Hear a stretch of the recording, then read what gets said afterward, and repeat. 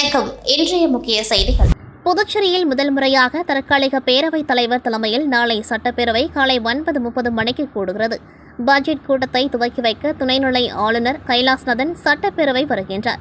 அவரை தற்காலிக பேரவைத் தலைவர் அன்பழகன் வரவேற்று இருக்கைக்கு அழைத்து செல்வார். அங்கு ஆளுநர் உரையாற்றுவார். அதைத் தொடர்ந்து அவரை வழியனுப்பிய பிறகு அலுவல் ஆய்வுக்குழு கூடி எத்தனை நாட்கள் பேரவை நடக்கும் என்பதை முடிவு செய்யும். பின்னர் மதியம் 3 மணிக்கு நிதித்துறை பொறுப்பு வகிக்கும் முதல்வர் ரங்கசாமி 2026-27 ஆண்டுக்கான நிதிநிலை அறிக்கை தாக்கல் செய்கிறார். இம்முறை மத்திய அரசானது புதுச்சேரிக்கு ரூபாய் 14,300 கோடி பட்ஜெட்டுக்கு ஒப்புதல் தந்துள்ளது. புதுச்சேரி சட்டசபையில் நாளை 14,300 கோடி ரூபாய்க்கு பட்ஜெட் தாக்கல் செய்யப்பட உள்ளது. முதல்வர் ரங்கசாமி மாலை 3:45 மணியளவில் தாக்கல் செய்யவுள்ளார். பட்ஜெட்டில் இடம்பெறும் முக்கிய அம்சங்கள் குறித்து முதல்வர் ரங்கசாமி தலைமையில் அமைச்சரவை கூட்டம் நடைபெற்றது. இதில் உள்துறை அமைச்சர் நமச்சிவாயம், அமைச்சர்கள் மல்லாடி கிருஷ்ணராவ், ராஜவேலு, சிவக்கொழுந்து, ராஜசேகர் மற்றும் தலைமை செயலாளர் சரத் சௌஹான், கலெக்டர் குலோத்துங்கன், அரசு செயலர்கள் கலந்து கொண்டார்கள். ஒவ்வொரு துறைக்கு ஒதுக்கப்படும் நிதி, புதிய திட்டங்கள் குறித்து நீண்ட நேரம் விவாதிக்கப்பட்டது. அமைச்சர்கள் எழுப்பிய சந்தேகங்களுக்கு பட்ஜெட் அதிகாரிகள் பதிலளித்தனர். அமைச்சர்களும் புதிய ஆலோசனைகளை முன்வைத்தனர். சில துறைகளுக்கு அதிக நிதி ஒதுக்கலாம் என்று கருத்து தெரிவித்தனர். இந்த ஆலோசனைகள் அனைத்தும் ஏற்றுக்கொள்ளப்பட்டு பட்ஜெட்டிற்கு இறுதி வடிவம் கொடுக்கப்பட்டது.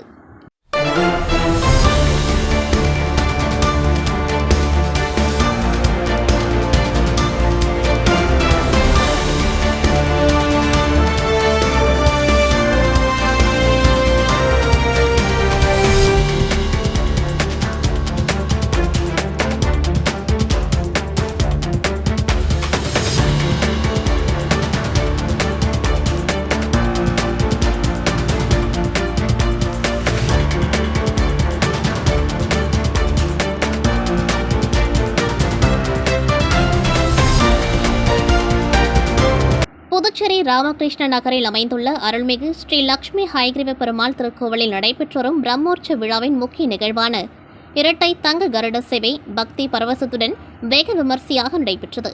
ஆகஸ்ட் 17ஆம் தேதி தொடங்கிய பிரம்மோற்சவத்தை முன்னிட்டு தினம்தோறும் சிறப்பு ஹோமங்கள், திருமஞ்சனம், அலங்கார சேவைகள் மற்றும் பல்வேறு வாகனங்களில் பெருமாள் வீதியுடன் நடைபெற்று வருகின்றது.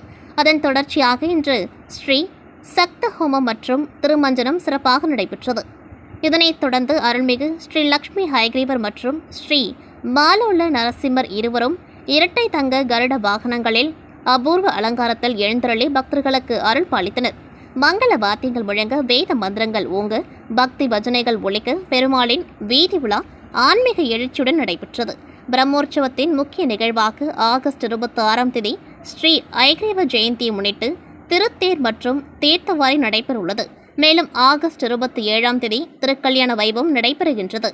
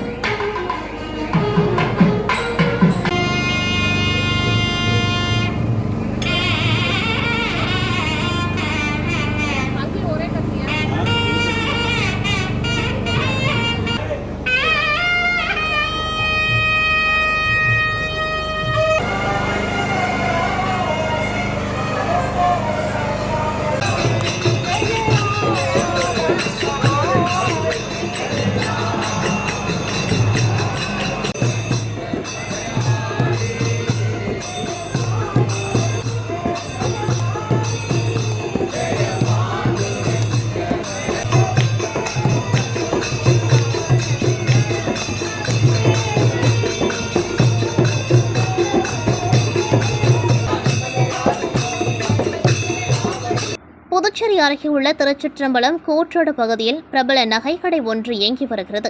இந்த கடைக்கு ஒரு ஆணும் பெண்ணும் வாடிக்கையாளர்கள் போல் நடந்து வந்து நுழைந்தனர். அவர்கள் அங்கிருந்த பெண் ஊழியரிடம் தங்க காசு வேண்டுமென கேட்டுள்ளனர். அவரும் தங்க காசை எடுத்து காட்டியுள்ளார். அப்பொழுது அந்த மர்ம நபர் கண் இமைக்கும் நேரத்தில் தங்க காசை கையில் எடுத்துக்கொண்டு அதற்கு பதிலாக தன் வைத்திருந்த போலி தங்க காசை பெட்டியில் வைத்துள்ளார். அந்த நபர் செய்த தெல்லமுள்ள வேலையை கவனித்த பெண் ஊழியர் சற்றும் தாமதிக்காமல் அவரிடமிருந்த உண்மையான தங்க காசை சாமர்த்தியமாக பிடுங்கிக் கொண்டார். மேலும் ஒரிஜினல் தங்க காசை தாருங்கள் என கேட்டு அவரிடம் வாக்குவாதத்தில் ஈடுபட்டார். தொடர்ந்து பக்கத்து கடைக்காரர்களை உதவிக்கு அழைப்பதற்காக பெண் ஊழியர் வெளியே சென்றார். அந்த சமயத்தை பயன்படுத்திக் கொண்ட அந்த ஆணும் பெண்ணும் சத்தம் போட்டபடியே கடையிலிருந்து தப்பி ஓடிவிட்டனர். நகைக்கடையில் நடந்த இந்த சினிமா பாணி மோசடி குறித்த சிசிடிவி காட்சிகள் தற்பொழுது வெளியாகி அப்பகுதியில் பெரும் பரபரப்பை ஏற்படுத்தியுள்ளது. இதுகுறித்து ஆரோவில் போலீசார் வழக்கு பதிவு செய்து தப்பி ஓடிய மர்ம நபர்களை தீவிரமாக தேடி வருகின்றனர்.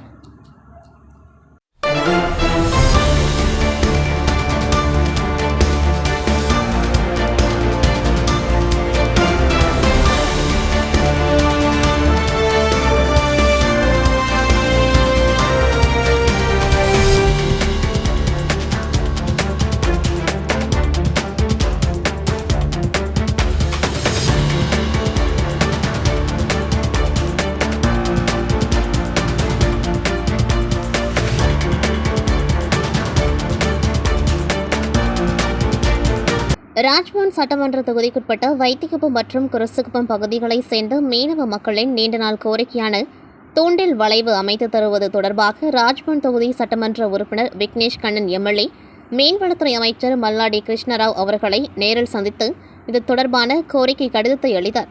தங்களது சொந்த பகுதியில் தூண்டில் வளைவு இல்லாத காரணத்தால் வைத்திக்குப்பம் மற்றும் குரசுக்குப்பம் பகுதிகளைச் சேர்ந்த மீனவ சகோதரர்களும் அவர்களது குடும்பத்தினரும் தொடர்ந்து பல்வேறு சிரமங்களையும் பின்னடைவுகளையும் சந்தித்து வருவது அமைச்சரின் கவனத்திற்கு கொண்டு வந்தார். மீனவ மக்களின் நீண்ட நாள் கோரிக்கையான தூண்டில் வளைவமைக்கும் பணியை விரைந்து மேற்கொண்டு அவர்களின் சிரமங்களுக்கு தீர்வு காண வேண்டும் என விக்னேஷ் கண்ணன் எம்எல்ஏ அமைச்சரிடம் வலியுறுத்தினார். ராஜ்பவன் தொகுதிக்குட்பட்ட வைத்திக்குப்பம் மற்றும் குர்சுக்குப்பம் பகுதியை சேர்ந்த பொதுமக்கள் அனைவருக்கும் எனது அன்பு வணக்கம். 2024ஆம் ஆண்டு நான் உங்களை முதலாக உங்கள் வீடு தேடி வந்து சந்தித்த போது நீங்கள் என்னிடம் வைத்த முதல் கோரிக்கை, ஒரே கோரிக்கை, வைத்திக்குப்பம் மற்றும் குர்சுக்குப்பம் பகுதிக்கு தூண்டில் வளைவு அமைத்து தர வேண்டும் என்றுதான். அதனைத் தொடர்ந்து இன்று காலை நமது புதுச்சேரி மாநிலத்தின் மீன்வளத்துறை அமைச்சர் மரியாதைக்குரிய மாண்புமிகு திரு மல்லாடி கிருஷ்ணராவ் அவர்களை நேரில் சந்தித்து நமது மீனவ சமுதாய மக்களின் நீண்ட நாள் கோரிக்கையான தூண்டில் வளைவை உடனடியாக அமைத்து தர வேண்டும் என்று வலியுறுத்தி கடிதம் அளித்துள்ளேன். வெறும் தேர்தலில் வெற்றி பெறுவதற்கான வாக்குறுதியாக மட்டும் இதை பார்க்காமல் நமது மீனவ சமுதாய மக்களின் வாழ்வாதாரத்தை உயர்த்துவதற்காகவும் அவர்களுக்கு ஒரு நிலையான எதிர்காலத்தை அமைத்து தருவதற்காகவும் தொடர்ந்து என்னால் முடிந்த அனைத்து முயற்சியையும் மேற்கொள்வேன், உறுதியாக தூண்டில் வளைவை அமைத்து தருவேன் என்ற உறுதியை மக்களாகிய உங்களுக்கு நான் கொடுப்பதில் பெரும் மகிழ்ச்சி அடைகிறேன். என்றும் மக்கள் தலைவர் வழியில் உங்கள் விக்னேஷ் கண்ணன். நன்றி.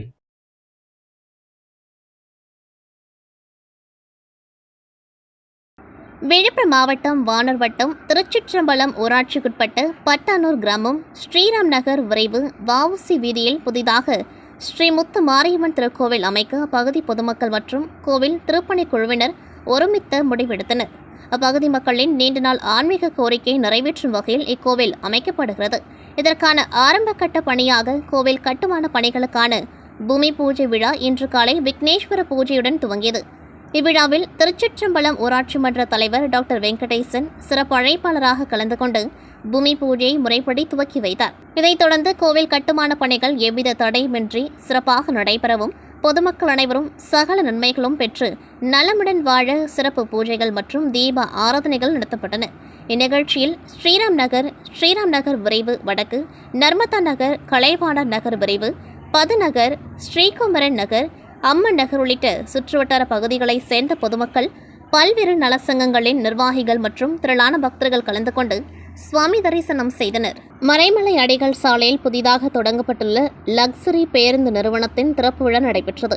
விழாவில் முதலமைச்சர் ரங்கசாமி கலந்து கொண்டு நிறுவனத்தை திறந்து வைத்தார். நிகழ்ச்சியில் உள்துறை அமைச்சர் நமச்சிவாயம், சட்டமன்ற உறுப்பினர்கள் நேரு, செந்தில், திமுக மாநில அமைப்பாளர் சிவா உள்ளிட்ட பலர் கலந்து கொண்டார்கள். மேலும் நிறுவனத்தின் உரிமையாளர்கள், நிர்வாகிகள் மற்றும் முக்கிய பிரமுகர்கள் பங்கேற்று விழாவை சிறப்பித்தனர்.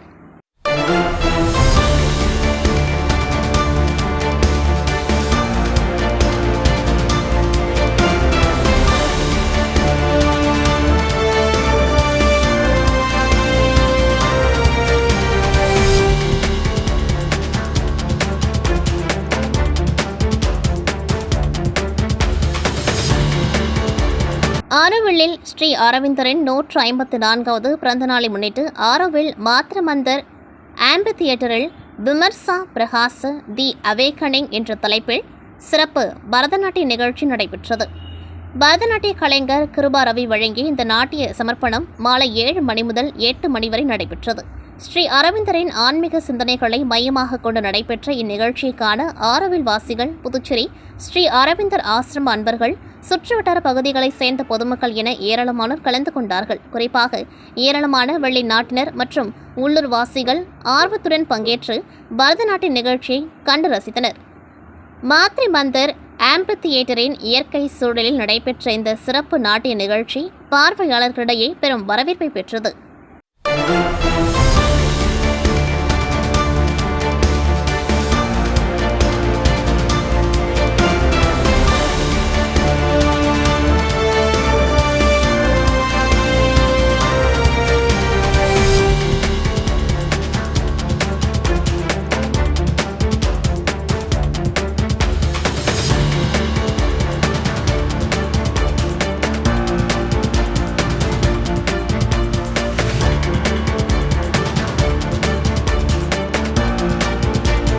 உலகத் தமிழர்களின் வாழ்வியல் மரமாக கருதப்படும் பனை மரங்களை பாதுகாத்து மீட்டெடுக்கும் உயரிய நோக்கில் புதுச்சேரி அருகே உள்ள இடையார்பாளையம் பாரடைஸ் பீச் பகுதியில் பிரம்மாண்ட பனை விதை நடும் விழா நடைபெற்றது. இதில் சுமார் 2000 பனை விதைகள் உற்சாகத்துடன் நடவு செய்யப்பட்டன. Fitness for all active life society அமைப்பை சேர்ந்த நீச்சல் பயிற்சியாளர்கள், தன்னார்வலர்கள் மற்றும் நிர்வாகிகள் திரளாக கலந்து கொண்டு இந்த நற்பணியை மேற்கொண்டார்கள். முன்னாள் துணை ராணுவ வீரரும் நீச்சல் பயிற்சியாளருமான ஆனந்தராஜ் தலைமையில் நடைபெற்ற இந்நிகழ்ச்சிக்கு தனலட்சுமி, விஜயலட்சுமி ஆகியோர் முன்னிலை வகித்தனர். இதில் பங்கேற்ற தன்னார்வலர்கள் அனைவரும் மிகுந்த ஆர்வத்துடன் பனை விதைகளை மண்ணில் ஊன்றி நட்டனர்.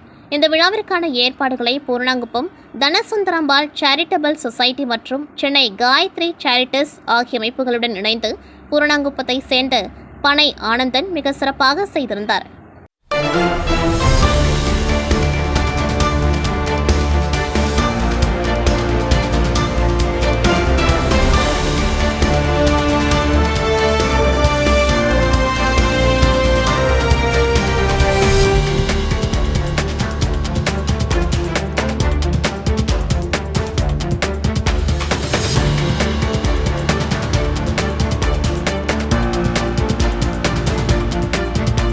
புதுச்சேரி ஏம்பலம் சட்டமன்ற தொகுதிக்குட்பட்ட குடியிருப்பு பாளையத்தில் பிரதான சாலை வழியாக உயர் மின்னழுத்த மின்பாதை அமைக்க எதிர்ப்பு தெரிவித்து பொதுமக்கள் மறியல் போராட்டத்தில் ஈடுபட்டனர்.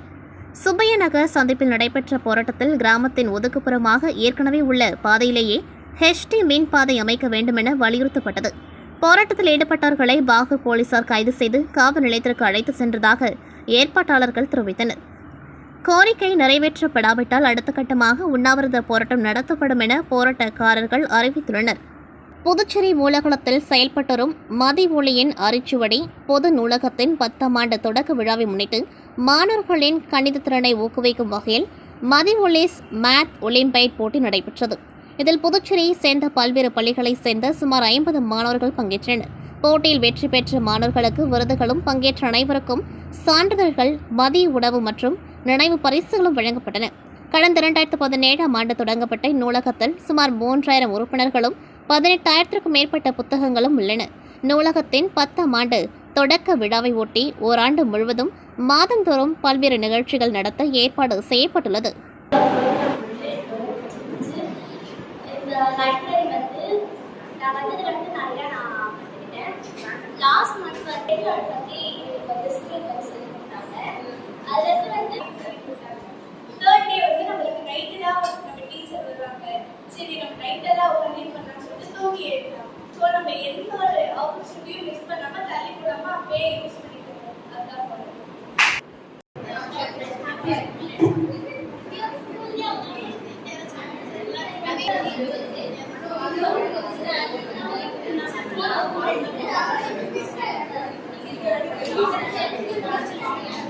நீட் தேர்வை ரத்து செய்ய வேண்டும், உயர் ஜாதி வகுப்பினருக்கான பொருளாதார அடிப்படையிலான இடஒதுக்கீட்டை ரத்து செய்ய வேண்டும் என்பன உள்ளிட்ட கோரிக்கைகளை வலியுறுத்தி திராவிடர் கழகம் சார்பில் காரைக்காலில் விழிப்புணர்வு இருசக்கர வாகன பேரணி நடைபெற்றது. காரைக்கால் சிங்காரவேலர் சிலை அருகே தொடங்கிய பேரணி முக்கிய வீதிகள் வழியாக சென்றது. பின்னர் மாவட்ட ஆட்சியர் அலுவலகம் எதிரே உள்ள தந்தை பெரியார் டாக்டர் அம்பேத்கர் சிலைகளுக்கு மாலை அணிவித்து மரியாதை செலுத்தினர்.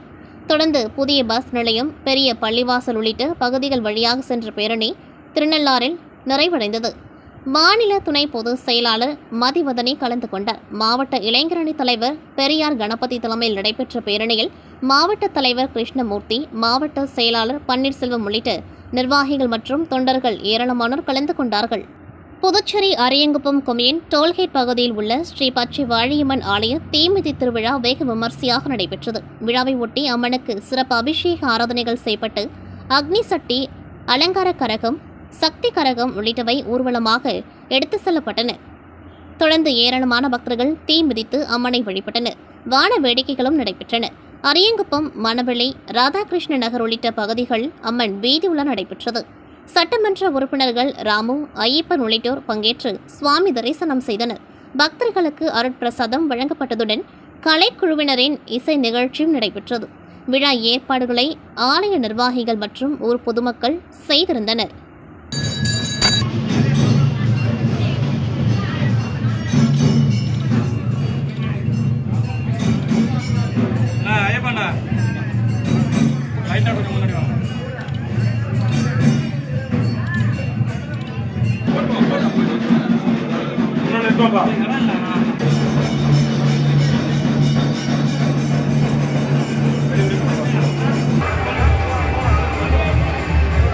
புதுச்சேரி மேட்டுப்பாளையத்தில் உள்ள விடுதலை வீரர் ஸ்ரீனிவாசன் அரசு உயர்நிலைப் பள்ளியில் அறிவியல் பட்டதாரி ஆசிரியராக அவர் பணியாற்றி வருகின்றார். ஆரவல் நிர்வாகத்தில் 9 ஆண்டுகள் ஆசிரியராகவும், புதுச்சேரி அரசின் பள்ளி கல்வித்துறையில் 26 ஆண்டுகள் என்று 35 ஆண்டுகள் பணி அனுபவம் கொண்டவர். 2022ஆம் ஆண்டு புதுச்சேரி அரசின் நல்லாசிரியர் விருது பெற்றவர். இதை தவிர திருநெல்வேலி கலை இலக்கிய பெருமன்றத்தின் அரந்தை நாராயணன் நினைவு பரிசு பெற்றவர். நடுக்கூத்தன் என்ற நாடக நூல் உட்பட 9 நூல்களை எழுதியுள்ளார்.